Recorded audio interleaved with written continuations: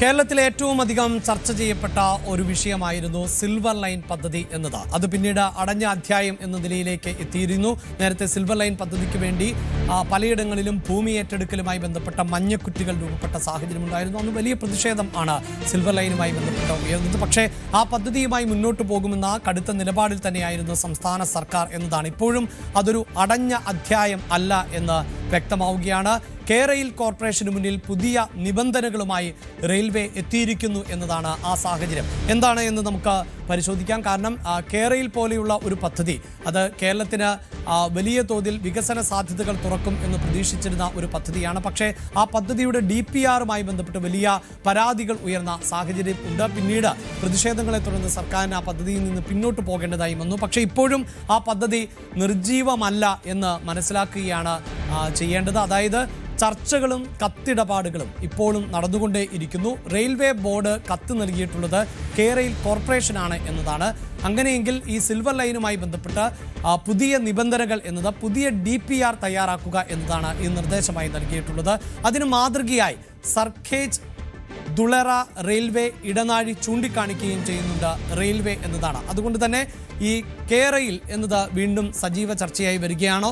Silver line വീണ്ടും ചർച്ചയിലേക്ക് വരികയാണോ? വാർത്തയുടെ വിശദാംശങ്ങളുമായി ഡാൻ ഉണ്ട്. ഡാൻ, ഏറെ നാൾ വാർത്താമാധ്യമങ്ങളിൽ നിറഞ്ഞു നിന്നിരുന്ന ഒരു പദ്ധതിയാണ് കേരയിൽ.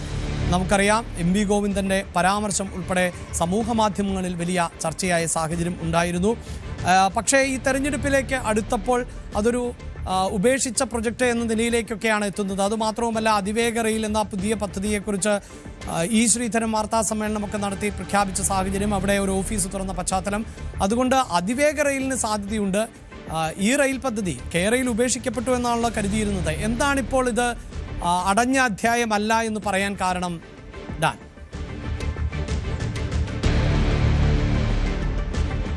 ഒരുപാട് രാഷ്ട്രീയ വിവാദങ്ങൾക്കും ചർച്ചകൾക്കും പ്രതിഷേധങ്ങൾക്കുമൊക്കെ വഴിവെച്ച ഒരു പദ്ധതിയായിരുന്നു സംസ്ഥാന സർക്കാർ മുമ്പോട്ട് വെച്ച കേരയിൽ പദ്ധതി. അതുമായി ബന്ധപ്പെട്ട ഒരു ഘട്ടത്തിൽ പ്രതിഷേധങ്ങൾ കനക്കുന്ന ഒരു സാഹചര്യം, ജനകീയ പ്രതിഷേധങ്ങൾ കനക്കുന്ന ഒരു സാഹചര്യം ഉണ്ടായതോടെയാണ് അതിൽ നിന്ന് പിന്നോട്ട് പോകേണ്ട ഒരു സാഹചര്യം ഉണ്ടായത്. അതിന് പിന്നാലെയാണ് ഇപ്പോൾ കേന്ദ്ര റെയിൽവേ ബോർഡിന്റെ ഡയറക്ടർ FA അഹമ്മദ് കഴിഞ്ഞ ഫെബ്രുവരി 27-ന് കേരയിൽ MDക്ക് അയച്ചിരിക്കുന്ന ഒരു കത്തിന്റെ പകർപ്പ് ഇപ്പോൾ നമുക്ക് ലഭിച്ചിരിക്കുന്നത്. ഇതിൽ പറഞ്ഞിരിക്കുന്നത് DPRൽ ഡീറ്റെയിൽഡ് പ്രൊജക്ട് റിപ്പോർട്ടിൽ മാറ്റം വരുത്തിക്കൊണ്ട്, ഭേദഗതികൾ വരുത്തിക്കൊണ്ട് ഒരു പുതുക്കിയ DPR കൂടി സമർപ്പിക്കാനുള്ള നിർദ്ദേശമാണ് ഇതിൽ മുമ്പോട്ട് വെച്ചിരിക്കുന്നത്. അതായത് ഗുജറാത്തിലെ സർഖേജ് ദൂളറ റെയിൽ ഇടനാഴി ഏത് തരത്തിലാണോ പണിതിരിക്കുന്നത്, നിർമ്മിച്ചിരിക്കുന്നത്, അതിന്റെ DPRന് സമാനമായ തരത്തിൽ കേരളത്തിന്റെ ഈ തിരുവനന്തപുരം മുതൽ കാസർഗോഡ് വരെ നീളുന്ന റെയിൽ ഇടനാഴിയുമായി ബന്ധപ്പെട്ട DPRലെ ഭേദഗതികൾ വരുത്തി പുതിയ DPR സമർപ്പിക്കാനുള്ള നിർദ്ദേശമാണ് മുമ്പോട്ട് വെച്ചിരിക്കുന്നത്. അങ്ങനെയാണെങ്കിൽ ആ നിർദ്ദേശം കണക്കിലെടുത്തുകൊണ്ട് കേരയിൽ വൈകാതെ തന്നെ ഈ DPRൽ ഭേദഗതികൾ വരുത്തുന്ന നടപടികൾ ആരംഭിക്കുമെന്നാണ് മനസ്സിലാക്കാൻ കഴിയുന്നത്. അങ്ങനെയെങ്കിൽ തിരഞ്ഞെടുപ്പിന് മുമ്പ് അതുമായി ബന്ധപ്പെട്ട തുടർ നീക്കങ്ങൾ ഉണ്ടാകുമോ എന്നതാണ് ഇനി ഏറ്റവും ശ്രദ്ധേയമായിട്ടുള്ള കാര്യം. അതായത് അത് അടഞ്ഞ അധ്യായം എന്ന് കരുതിയിടത്താണ് മറുവശത്ത് കത്തിടപാടുകൾ സജീവമാണ് എന്ന് വ്യക്തമാക്കുന്ന തെളിവുകളടക്കം ഇപ്പോൾ പുറത്തുവരുന്ന സാഹചര്യം ഉണ്ടായിരിക്കുന്നത്. എന്തായാലും ഈ സർഖേജ് ദൂളറ റെയിൽ ഇടനാഴി പണിതിരിക്കുന്നതിന് സമാനമായ തരത്തിൽ തിരുവനന്തപുരത്ത് നിന്ന് കാസർഗോഡ് വരെ നീളുന്ന സെമി ഹൈസ്പീഡ് റെയിൽ പദ്ധതി നടപ്പിലാക്കുന്നതിനായി 2024 നവംബറിലായിരുന്നു കേരളം ഇതുമായി ബന്ധപ്പെട്ട DPR സമർപ്പിച്ചത്. പക്ഷേ അത് നിരാകരിക്കുകയായിരുന്നു കേന്ദ്ര റെയിൽവേ മന്ത്രാലയം.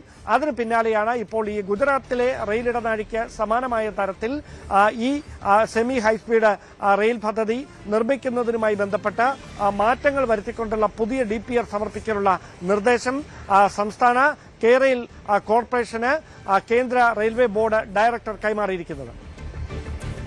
എന്തായാലും കേരയിലുമായി ബന്ധപ്പെട്ട ഒരു പക്ഷേ വീണ്ടും ചർച്ചകൾ സജീവമാകാനുള്ള സാധ്യതയുണ്ട്. പ്രത്യേകിച്ച് തെരഞ്ഞെടുപ്പ് കാലം കൂടിയാണ്. കേരളത്തിൽ ഏറെക്കാലം വലിയ തോതിൽ ചർച്ച ചെയ്യപ്പെടുകയും വലിയ പ്രതിഷേധങ്ങൾ ഉൾപ്പെടെ രൂപപ്പെടുകയും ചെയ്ത പശ്ചാത്തലത്തിൽ ആയിരുന്നു ആ പദ്ധതിയിൽ നിന്ന് പിന്നോട്ട് പോവുകയും ചെയ്തിട്ടുള്ളത്.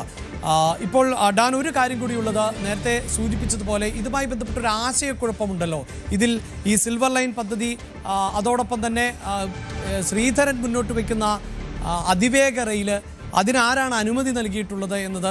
പക്ഷേ നമുക്കറിയാം ഇത്തരം പദ്ധതികളെല്ലാം നടക്കണമെങ്കിൽ സംസ്ഥാന സർക്കാരും കേന്ദ്ര സർക്കാരും ഒരുമിച്ച് പ്രവർത്തിക്കേണ്ടതുണ്ട്. ഏതെങ്കിലും ഒരു ഭാഗത്ത് നിന്ന് അനാസ്ഥയുണ്ടായാൽ തീർച്ചയായും ഈ പദ്ധതികളൊക്കെ മുടങ്ങിപ്പോകുന്ന സാഹചര്യമാണ്. ഇപ്പോൾ ഈ അതിവേഗ പാത തന്നെ പതിറ്റാണ്ടുകൾക്ക് മുമ്പ് അത്തരമൊരു പരിശോധന കേരളത്തിൽ നടന്നിരുന്നു, പിന്നീട് അത് ഉപേക്ഷിച്ചതാണ്. അതാണിപ്പോൾ വീണ്ടും ചർച്ചയിലേക്ക് വരുന്നത്. അപ്പോൾ ഇതിലൊക്കെ ഒരു ആശയക്കുഴപ്പം ഇപ്പോഴും തുടരുകയല്ലേ? അതായത് ഈ ശ്രീധരൻ പറയുന്ന പദ്ധതി അതിൽ സംസ്ഥാന സർക്കാരിന് താല്പര്യമുണ്ടോ, അല്ലെങ്കിൽ കേന്ദ്രം ഏൽപ്പിച്ചതാണോ, ഈ കേരളയിലുമായി പോകുമ്പോൾ അതാണോ പ്രായോഗികം? ഇങ്ങനെയുള്ള ആശയക്കുഴപ്പം ഇപ്പോഴും തുടരുകയുമല്ലേ ഡാൻ?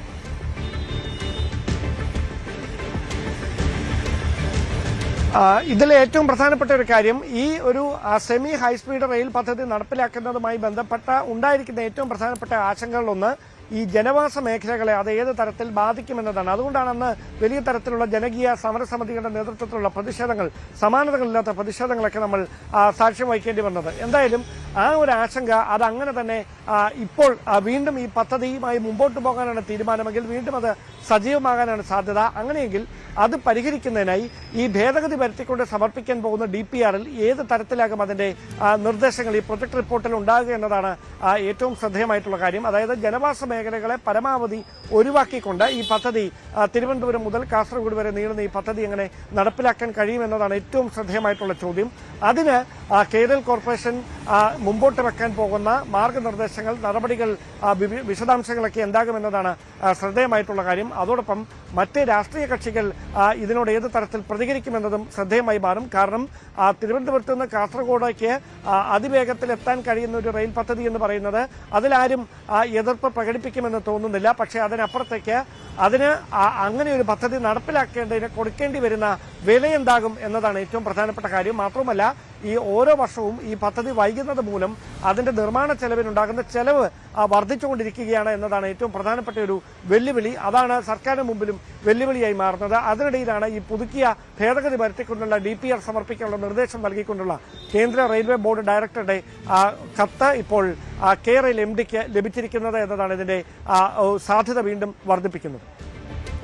യെസ്, കേരളയിലുമായി ബന്ധപ്പെട്ട ചർച്ചകൾ വീണ്ടും സജീവമാകുന്നു എന്നുള്ളതാണ്. DPRൽ ഭേദഗതി ആവശ്യപ്പെട്ടുകൊണ്ടുള്ള കത്ത് ഇപ്പോൾ ലഭിക്കുന്നു എന്നതുകൊണ്ട് തന്നെയാണ് ഈ വിഷയം ചർച്ച ചെയ്യപ്പെടുന്നത്. എന്തായാലും കേരളയിൽ അതിവേഗ റെയിൽ ഒക്കെ കാലഘട്ടത്തിന്റെ ആവശ്യമെന്ന് പറയുമ്പോൾ അത് കൂടുതൽ ജനോപകാരപ്രദമായ രീതിയിൽ അത് നടപ്പിലാക്കുക, ആളുകൾക്ക് ബുദ്ധിമുട്ടുണ്ടാകാത്ത തരത്തിൽ നടപ്പിലാക്കുക എന്നതാണ് ഏറ്റവും പ്രധാനം. അങ്ങനെയുള്ള വികസന പദ്ധതികളോടൊന്നും സാധാരണ ജനങ്ങൾ ഏതെങ്കിലും തരത്തിൽ മുഖം തിരിക്കാറില്ല എന്നതാണ്.